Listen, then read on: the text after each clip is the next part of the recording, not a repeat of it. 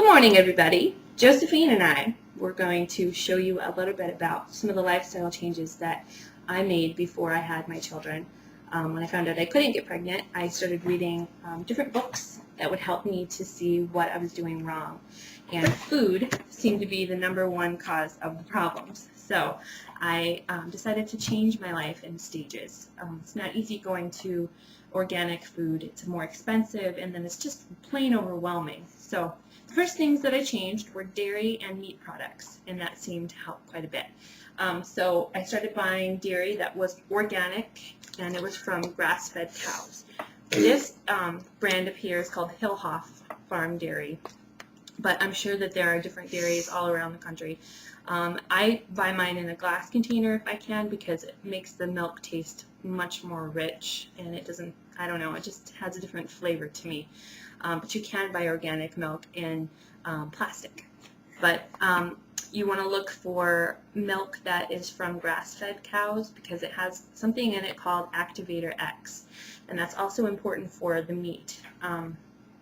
Plus, a happy animal is a healthy animal, one that gets to roam and pasture, eat grass, and do what it's normally supposed to do. The meat will be healthier because it won't be stressed.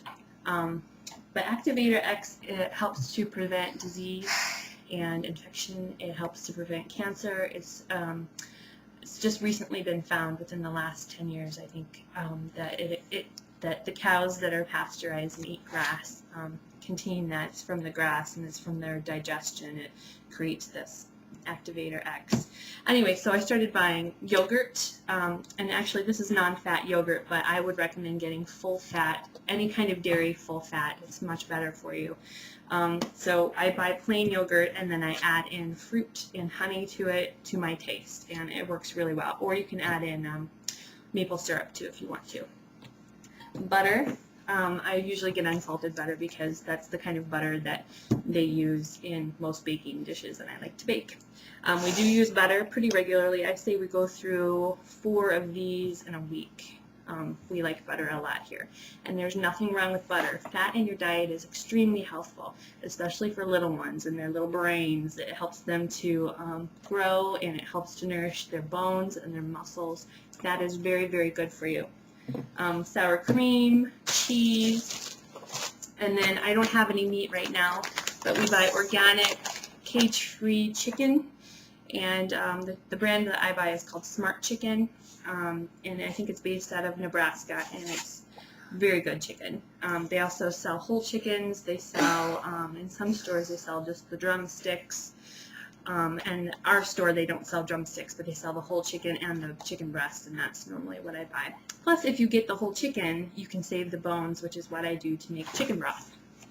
And fish. This is not organic, but it's wild caught, and there are different camps of people that think maybe wild caught is not as good either because of all the different chemicals that are in our oceans, but wild caught is pretty close to organic in my book because they're not farm raised. Don't ever, ever, ever buy farm raised fish. Their meat is not as high quality because they're stressed. They're in a stressful environment. Just the fear of death all the time, I think, is what makes the meat change. And then beef, it's the same philosophy with beef as it is with the dairy. You want to get grass-fed, pasteurized, non-hormone, no antibiotic beef. That's really the only kind of meat that will nourish your body.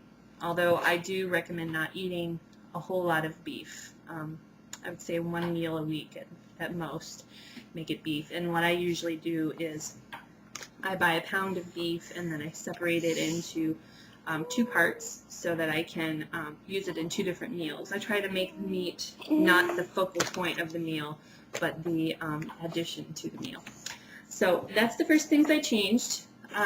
It was not easy going from drinking the cheapest milk and eating the cheapest meat to buying the most expensive and then having to read all the labels. But I highly encourage you to find out where your food comes from. It makes a huge difference in the way that you feel. Thanks for listening.